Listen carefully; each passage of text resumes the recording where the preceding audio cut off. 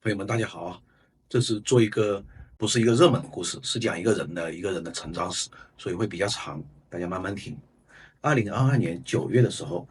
有一个人给我们的故事主角叫做诺亚·厄本诺尔·厄本发了一个信息，上面是一个浑身是血的少年，然后被人打得满嘴鲜血，然后被人用枪指着，告诉我们男主人公，你必须交出赎金，不然我就杀了他。我们这个男主人公叫诺亚，看到了第一眼就认出了这个孩子，叫贾斯汀，曾经为他工作，帮他窃取加密货币。他不知道贾斯汀的全名，但是他也没有答应这个要求，他也没有寄钱。到了2022年，我们的主人公叫诺亚，这种事情已经看得很多了。他是著名的犯罪活动组织，叫做散布蜘蛛 （Scatter Spider） 的成员。这是世界上最著名、最臭名昭著的犯罪组织之一。对美国、英国数十家公司发动过攻击，其中最严重的包括米高梅国际酒店，就是拉斯维加斯的米高梅国际酒店，专门开老虎机、玩老虎机的，导致计算机瘫痪，损失超过1亿元，当然远远不止啊，包括后面的重建费用远远不止这么多了。还有玛莎百货集团叫 Mark Spencer Group，也遭过勒索攻击，英国的公司预计损失超过4亿美元。诺亚他是作为黑客组织里面的一个什么角色呢？叫做来电者，扮演至关重要的一个角色，一个技术能力平平的高中生，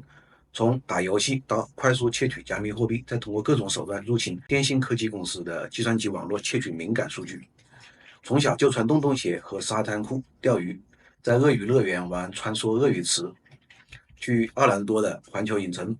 这些都是一个中产阶级加小孩的再普通不过的生活了。但是随着他的犯罪活动升级，虚拟世界的活动开始蔓延到现实世界，绑架、纵火、性勒索引起了执法部门的注意。诺亚在网上结识的朋友现在也面临长期监禁。这一说法是根据法庭文件，还有查询到的 Discord 和 Telegram 的对话消息，以及数十名威胁情报分析师、执法官员以及熟悉诺亚犯罪活动生涯的人拼凑出来的，是一个访谈。被谈判之前，商业周刊保证不会发布这些信息，但是如果我被判刑了，这些信息你可以报道。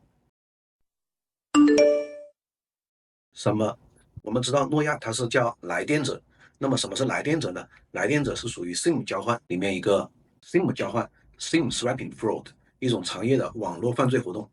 犯罪分子通过冒充欺骗运营商，把你的手机号码转移到他的自己的手机号码上面来，这样就能收到你的电话、短信，特别是银行、邮件、社交媒体的验证码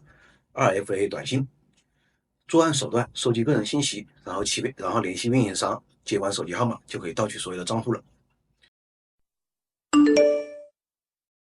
故事开始，诺亚从来不是一个真正的黑客，他出生于2004年，也就是 Facebook 上线的那一年。他喜欢游泳和橄榄球，而不是编程。他有几个朋友，还有一个高中的女朋友，但大部分时间他都是独来独往，很少参与社会或者是课堂活动。我从小很古怪，诺亚回忆道，我朋友不多，也没有在人际交往中学到任何社会技巧。毕业3年后，他连最喜欢的老师对他也没有任何印象了。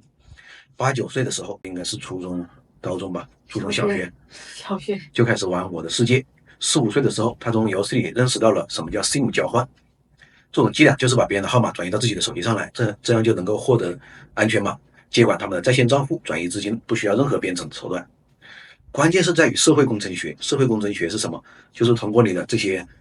表达技巧、你的谈话技巧，说服或者贿赂电信员工，帮你激活别人的号码。诺亚是一个出色的谈话者，他的声音低沉，和他的年龄不符，能够诱骗受害者交出他的个人信息。他还感谢他的父母帮助他培养了这些信息、这些技能帮助他在社会工程学中能够证明是有效的。礼貌和尊重是我小时候学过最重要的2堂课，这个确实是很重要啊。像梅西也是一个很有礼貌、很懂得尊重别人的人。通过Minecraft，也就是我的世界，找到了 SIM 交换的团伙，他慢慢的就联系上了这个交换的团伙。每次接到电话被盗，都会向诺亚支付$50，第一周时间他就赚了$3000。诺亚并不是很需要钱，但是这种活动让他带来了现实生活中难以感觉到的这种刺激快感，而且难以寻觅到的友谊和犯罪活动头目寻找这种。通过了解到这个 SIM 交换，诺亚开始慢慢加入到了这个圈子里面。然后他加入了一个由大约15名玩家组成的团伙，其中包括Daniel Junk 这个江可是后面也是他比较好的一个合作伙伴。还有17岁的苏格兰成员泰勒，布坎纳，他们购买了从加密货钱包公司 Ledger 我都有啊，大家注意，窃取到的数据库，这个数据库就是包括这些用户的个人信息、持有者以及电子邮件信息列表。从这些电子邮件账户，他们开始所有搜索他们的这些 Outlook、AOL 还有雅虎的账户。他的伙伴告诉诺亚，这些账户是最容易被盗的。这些新成员是众多年轻人的一员，他们建立了一个庞大的在线组织，在 Discord 和 Telegram 上面，算是地下组织吧。这个组织被称作 COM，寻找这些用户名以及他们持有的加密货币。从18年开始调查，预计这个组织已经窃取了$5000万了。在他们进行这些 SIM 交换的活动之中，T-Mobile 和这个美国公司 AT&T 是最容易被骗的，因为他们的呼叫中心是采用承包商制。诺亚的这个伙伴叫做 Junk， 他把自己的个人电脑注册到了 T-Mobile 的企业网络，可以通过远程访问这个公司的 SIM 卡激活工具，成功登录了 T-Mobile 的客户服务门户，通常1个月能够持续数个月。但是 T-Mobile 检测到可疑活动以后，就会锁定将 Junk 排除之外，重置账户。然后呢，Junk 他这个诺亚的这个合作伙伴，他就开始付钱给诺亚，让他打电话给门店，欺骗店员交出登录信息，假装自己是一名 T-Mobile 的信息技术工作人员，要求当地的门店交出他们的登录信息，这样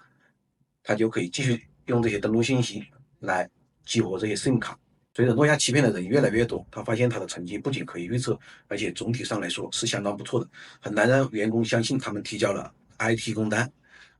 冒充信息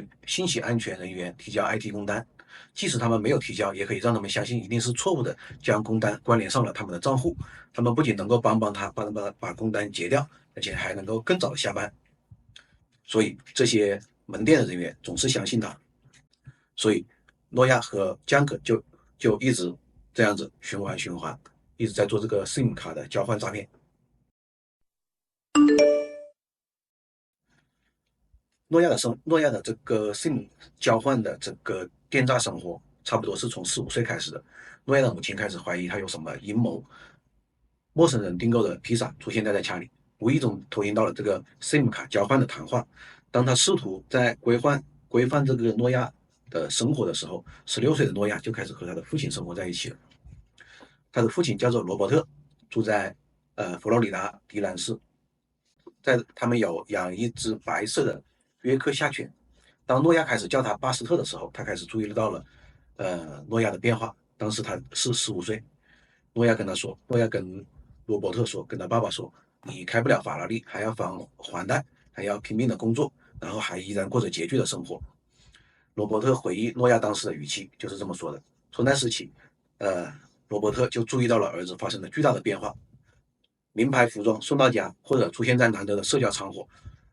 诺亚总会带一块价值3.5万美元的镶钻劳力士和一双路易斯威登鞋。诺亚会告诉他父亲，这是他在我的世界上面卖东西赚的钱，并用钱投资了加密货币。罗伯特对比特币也是很感兴趣的，所以他没有特别的怀疑。诺亚在这段时间花了8万美元买了一个我的世界的账户，用户名是 ELIJH 艾丽加，又花了3万美元注册了推特的账户 @1，就是简单的一个1。他还花了数不清的荒谬的资金注册了 @OutStick，然后诺亚就开始慢慢的也建立起自己的团队，他雇佣了自己的客服人员，开始作为来电者打电话，其中就包括了他认识了之前被勒索的那个孩子叫贾斯汀的。他会根据电信公司的安全等级，每次支付50到1000美元，就是你打一个电话付50到1000美元。如果客服人员让员工安装远程软件，他会支付高达4000美元的报酬。后来新冠疫情来了，诺亚很高兴，因为他可以雇佣更多的人了。这种 SIM 卡交换者诈骗是一个很常见的现象。SIM 卡交换者他们之间会互相窃取信息，然后这些黑客和黑客会互相发布对方的信息，以勒索他们的钱财，黑吃黑，也就是年轻人一般一边向其他人家里扔砖头，一边高喊其他 SIM 卡交换者门派的名字，并且还泄露他们对手女友的露骨照片和个人信息，鼓励别人来骚扰他们，用来勒索钱财。诺亚没有参加任何斗争，但是他知道麻烦会找上他的。2021年，黑客向他母亲家扔了砖头，他妈妈也收到了匿名信息，除非他交出数十万美元的加密货币，否则就会被继续攻击。诺亚拒绝了，黑客也停止了攻击。2022年，诺亚即将高中毕业，即将完成他的高中学业生活，他变得越来越疏远，错过了各种动员会和毕业活动，甚至没有上传一段充满同学戴口罩照片的 YouTube 视频。这是疫情期间。根据法庭记录，当时诺亚已经是百万富翁了，但他更专注于毕业，开启新的下一段犯罪生活。在完成 Legio 前面那一段加密货币的用户的信息盗取之后，诺亚开始寻找新的攻击名单，他萌生了攻击通信技术公司 Twilio 的想法。Twilio 我们都在用啊，是一个专门运营邮件的一个邮件服务商，至少我知道的是这些，应该还有更多的信息。由于该公司的软件被5万家公司用于管理和客户的短信和通话，诺亚认为该公司可能具有大量的有价值的信息。2022年8月，也就是他18岁生日的前几周，他和朋友们购买了一个虚假域名，然后他给Twilio 公司的员工发验证公司 Okta 的登录名，并向 Twilio 公司发生了带有链接的短信警报：您的 Twilio 账户计划已更改，点击 Twilio 查看更改。这就是一个典型的钓鱼邮件或者是短信。诺亚骗到了一个 Twilio 的员工上当，然后那个员工当时没有拿到他想要的数据，他访问了对方的 Slack 账户，然后在他的 LinkedIn 上面找到了一位更资深的员工，然后给他发了消息。我基本告诉他们，我需要这些数据用于审计之类的目的，然后他们就把数据库导出来发给他了。有了 Twilio 企业客户的访问代码，诺亚和他的同伙就能入侵更多的公司。最后，他们一共获取了209家 Twilio 公司的客户数据，包括短信验证码。他们感觉他们就像神一样。几天后 ，Twilio 公司的网络安全公司叫 Group IB， 在他们的博客上发布了这个数据被盗的事件，并将黑客命名为 Okatos。18岁之后，诺亚就成年了，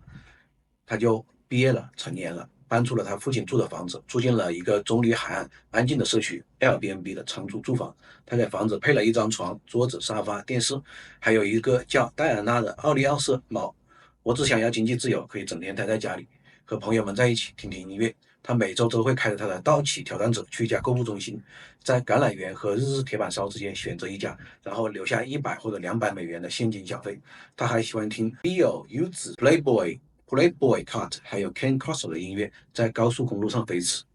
诺亚可以看得出来，他是一个很喜欢听音乐的人。他是这个 Leaks.is 的论坛的常。于是，因为有他的这个兴趣爱好，他决定瞄准环球音乐集团和华纳音乐集团的员工，进行社会工程学开始的另一轮新的诈骗，以便找到他怀疑那些中没有被发行的音乐的音乐工程师和制作人，把他们的音乐储存在 Dropbox 或者 iCloud 的账户中。诺亚用他的用户名叫做 Kimbob 的推特账户发布了一段声称是 Playboy Carti 当时未发行的音乐歌曲，叫做 Money and Drug 的片段。一夜之间，他的推特账户飙升了11K。关于 Kimbob 的身份还在网上流传，但是呢，这个事情诺亚窃取这些音乐的事情，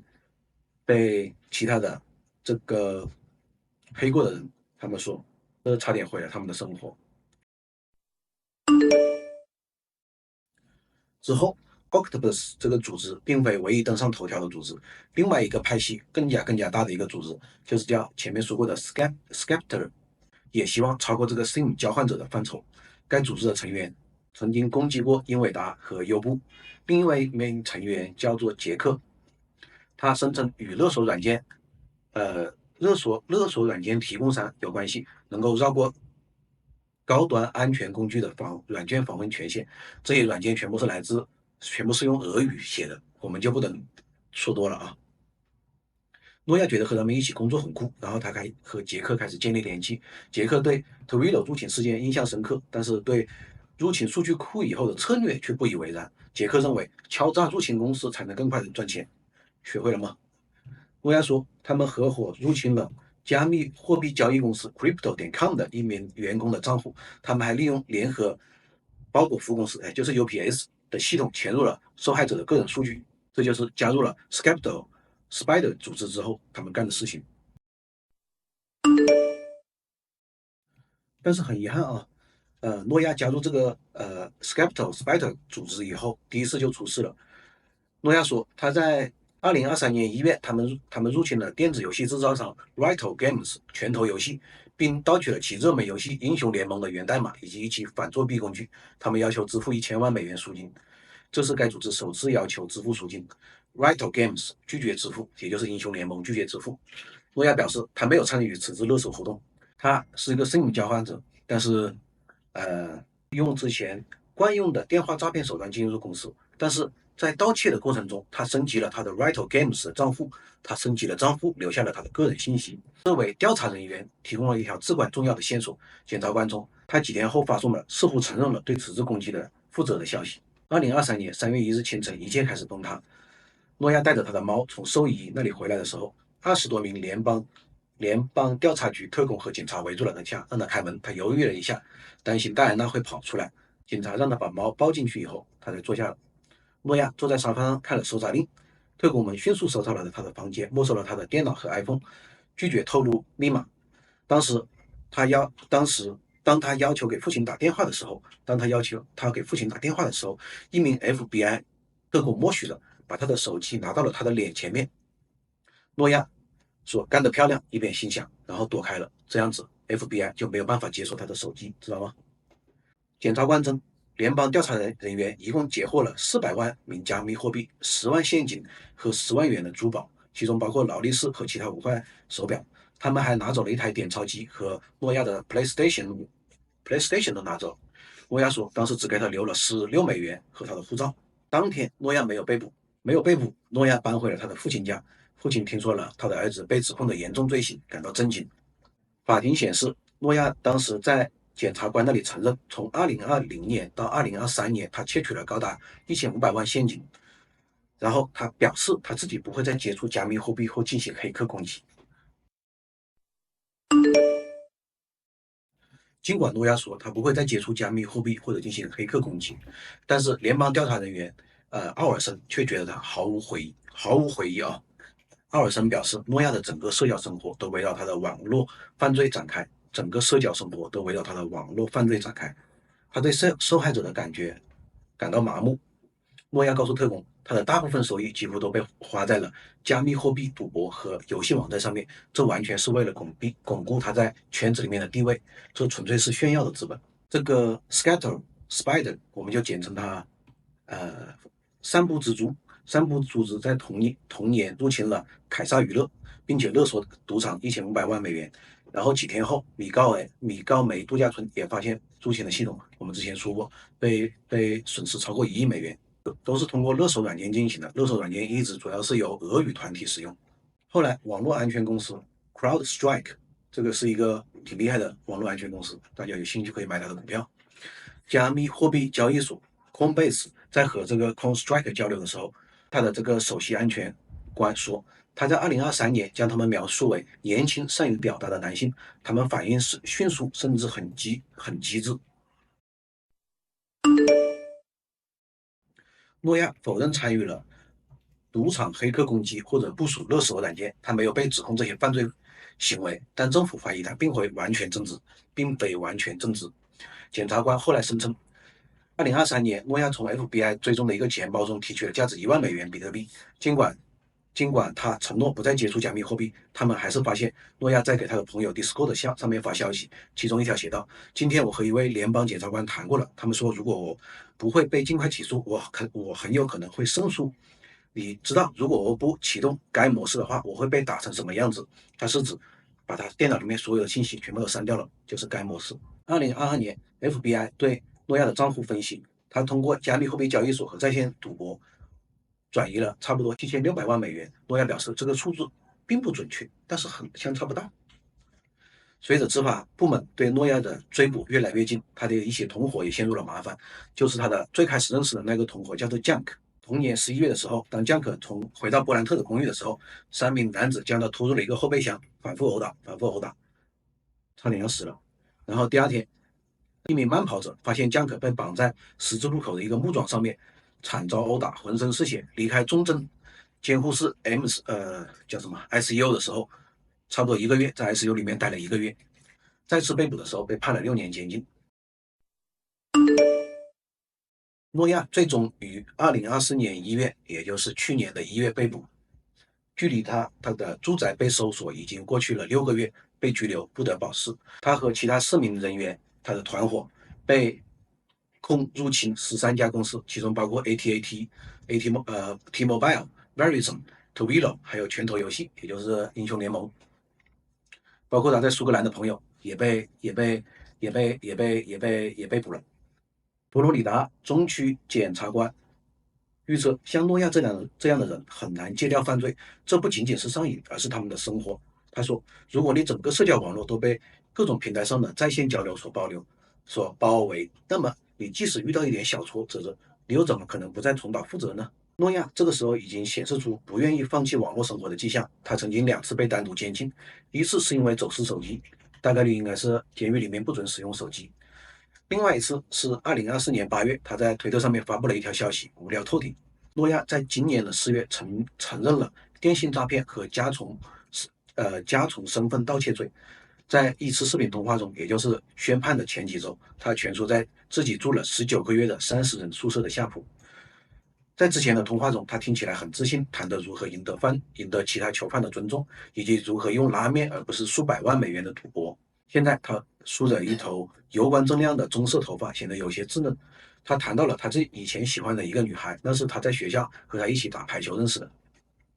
听到英国逮捕了4名散布蜘蛛组织的嫌疑人的消息，他眼神几乎是一闪而过。他说：“只要年轻人继续互相招募，此类似的犯罪就会持续下去。希望这种情况可以结束，但是他觉得永远不可能。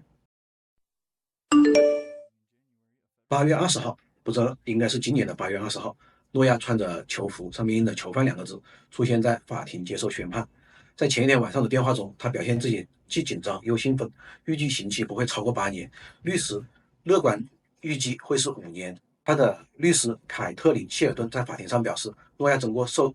曾受过年纪更大的同胞的指使，被卷入一场以为是游戏的骗局。我们不是要把责任推到 Coinbase 或者其他机构上面。他说，像 AT&T 和 T-Mobile 这样财富500强公司，被一群实际上只有10几岁的孩子给骗了。诺亚还差几周就满21岁了，法官判了他10年，比检方要求的刑期还要长。他表示，希望长期刑期能够起到威慑作用。法官宣布了一长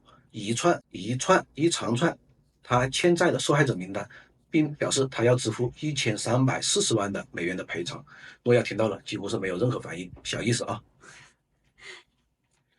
这个事情就这么结束了。